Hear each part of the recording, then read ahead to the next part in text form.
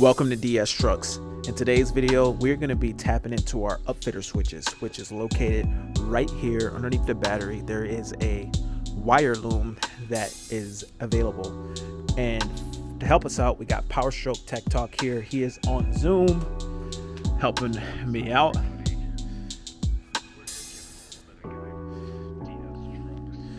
And today the goal is to tap into our upfitter switches and add a reverse lathe, because when I'm backing up, it's extremely difficult for me to see my dualies behind me. And the reason I want to use an upfitter switch is because I want to be able to turn on these lights at any time. So my mission is to put this light, this is an LED light, it's really bright, high quality light. My mission is to put this light right here on the running board. And I've talked about this a little bit and some people have chimed in, but this light positioned right here will allow me to see in reverse or any other time that I want to see. If I'm plowing snow, I can turn on this LED light. It's really bright, guys. This light's really bright, and I'll be able to see behind me and see my dualies, so that way I don't hit nothing.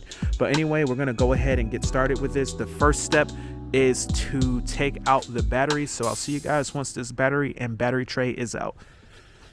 All right, so I want the upfitter switches and the lights to turn on at all times. Now, in order to get the lights to turn on at all times, you have to use the 40 amp circuit, which is a little much for the light duty wiring that I'm going to be doing, but like I said, I do want these to run at all times. So in order to get this to happen, you have to pull this little 5 amp fuse out, slide this black thing over, this little black slide, and then reinstall the 5 amp fuse, and that allows this to turn on at all times, which is good because I don't want to be running my engine right now. It is dark, so I'm gonna go ahead and pull this out, and I'm going to slide this over. Try to with one hand, kind of difficult.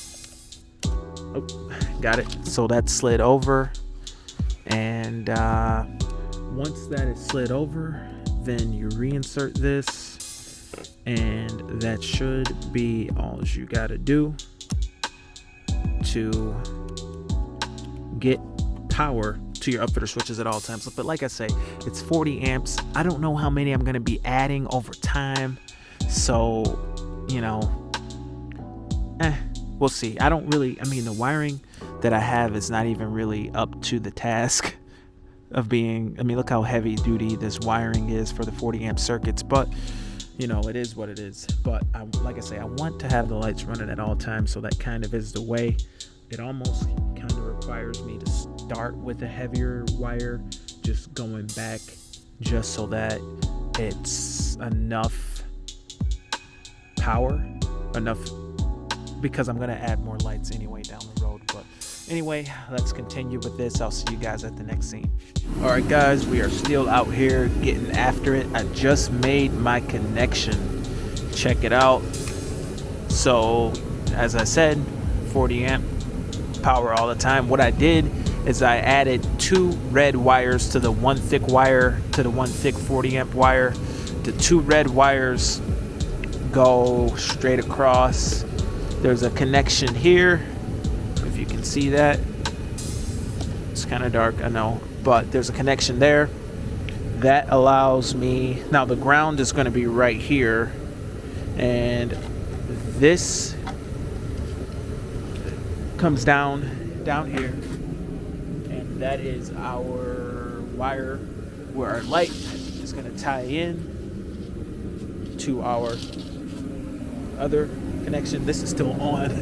Thing's hot, but so I got this connection made, and I'm gonna slide this shrink wrap down, and I'm gonna solder that over. I'm gonna solder the shrink wrap over top of my new connection, and this is gonna ride across the top here. I'm gonna secure this wire across the top here, real nice with zip ties, real clean. And I'm gonna go down to the fender, and this will power the other light, the other side. So anyway, I'll keep moving along, and Maybe I'll show you guys this last shrink wrap while I'm here. And I don't know, let me set this camera up.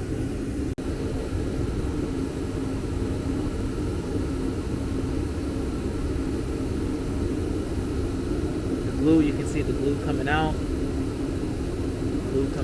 But yeah, that's a solid connection, guys. Very solid, very good connection. Anyway, see you guys at the next scene. Alright guys, so it is now current day and I want to show you guys the install of the lights. Now, we had to use two different lights because I ordered the wrong thing. So we're running the Oedro light on this side, and on the other side we're running the lights that I got from the LED Upfitters online. And this one is a lot sleeker and it looks a lot cleaner. I'm gonna order another one of these and replace the one on the other side and just have this light, which I think looks the cleanest. Tell me what you guys think. So here it is. It's on the Upfitter switch and I want to show you guys the install. First of all, let me turn on the light so you can see how it looks. Now, when it's dark outside,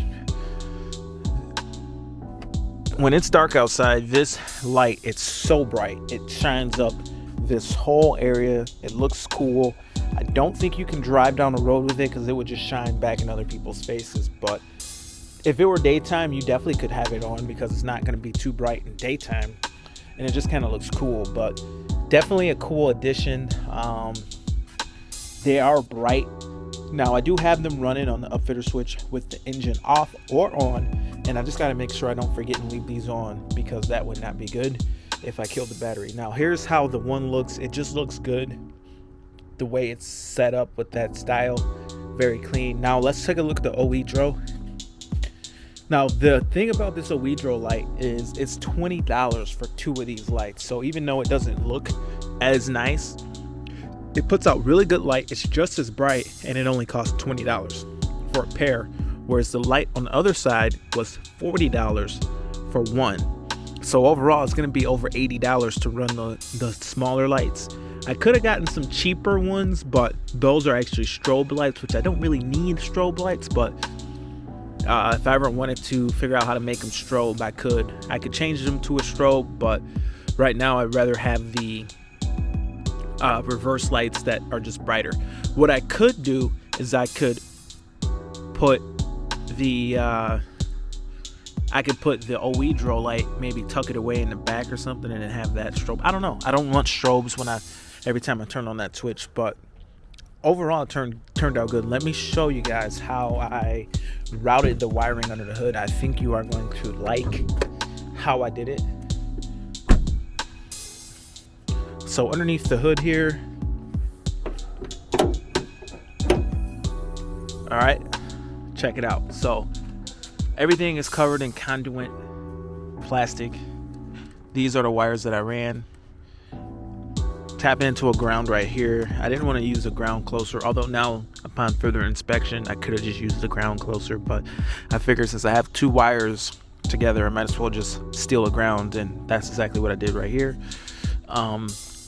The two wires join the one big wire and they equal about the same size once they're together, but from here they actually deviate from each other right here, and then one pair of wires goes down through this area and comes down the fender area to where the running boards are, and then this wire goes along the top. If you can see that, runs along the top. I think it looks pretty good. Tell me what you guys think. How does it look? I think it looks okay. And then it goes down, straight down, and comes down underneath the truck. Now let's take a look at how it looks underneath the truck. We slide under here. All right, now that we're under the truck, I do have a loop of wire extra right here because I did order extended running boards that actually have a step. It gives you a step over here. So when I get the new running boards, I'll probably need this extra loop. But other than that, the wiring's just running up the running board like so and zip tied to the running board. And then we have a nice shrink right here where it connects, which I'm thinking I'm gonna put some tape on this so it doesn't come undone, but it's been staying on there pretty good, but I need to tape that actually. So here's the Oedro light. Like I said, it's a little bit heavier, a little bit bulkier, but it seems to be okay. Not as clean as a look, not as clean look, but I could actually mount this here instead and have it tuck back more, which I might do. But on the other side, if you can see all the way over there, wiring is done real nice as well. But comment below and tell me what light you like better. Do you like the Oedro, or do you like the other one? Now with this circuit, I can add more to this circuit if I want. I don't know just yet. With the amperage allowed on that breaker, it's kind of tempting to just go ahead and put more light on it, just because it's just so much. I mean, it's just a waste to just have these couple of lights.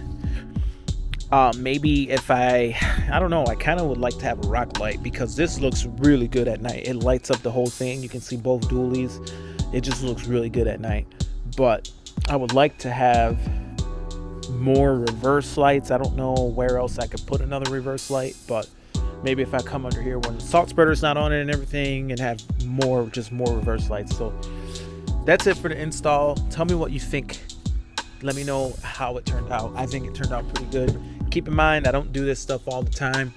I am getting better, and I'm pretty much just having a good time with the truck. But anyway, guys, that's it for the video. Thank you for watching DS Trucks. My name is Sean. If you like these videos, subscribe, and see you in the next one. Over and out.